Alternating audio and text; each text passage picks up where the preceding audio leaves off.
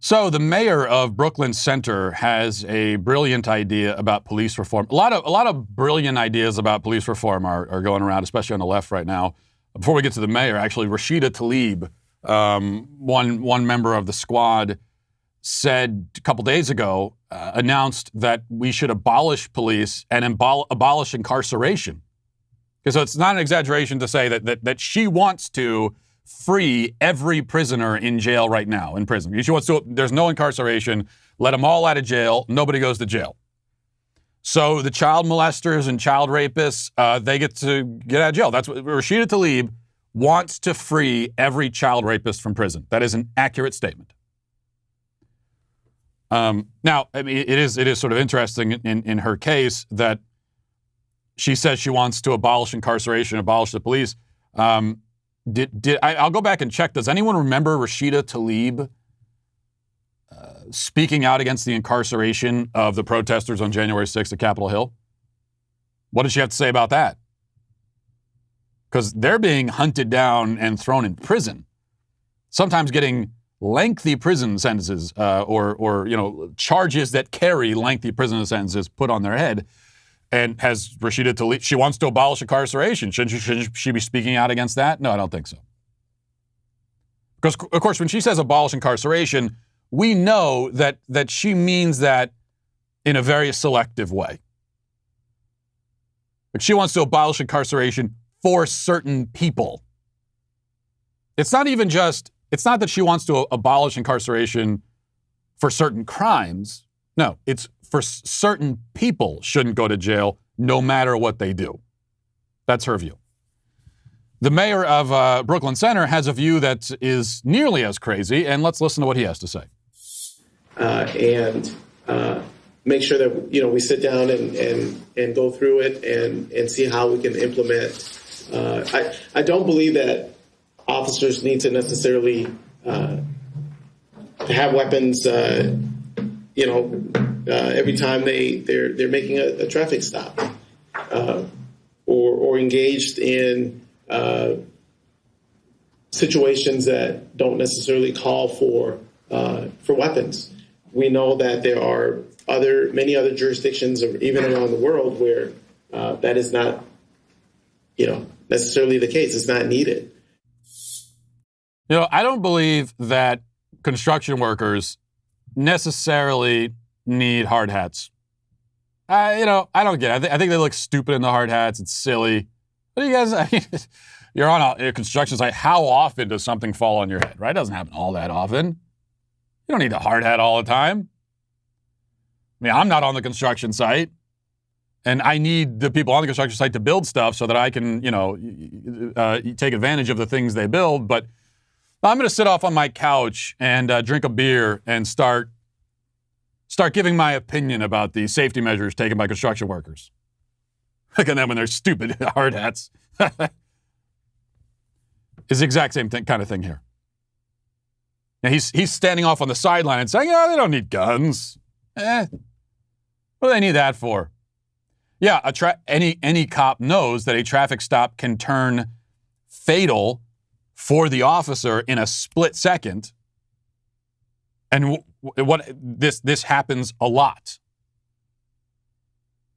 You can go online and find video. You're not going to find a lot of news articles about this kind of thing because the media doesn't report on that. But if you go and look, you can find, and you want to see it, you can find video, dash cam footage and so forth. Officers in a normal traffic stop, enforcing a traffic regulation. Next thing you know, they're getting shot at. Now, the mayor of Brooklyn Center, his view is that if a cop is getting shot at during a traffic stop, well, you just have to die. That's all. Just die. I mean, I guess you could surrender, go down to your knees, put your hands up, apologize. You could try to make a run back to your car and hide. But, maybe you'll just die. He doesn't care if police die. He really doesn't. Democrats in general don't. It makes no difference to them. They do not care. The lives of police officers mean nothing to them. In fact, in many cases, they're happy when cops die.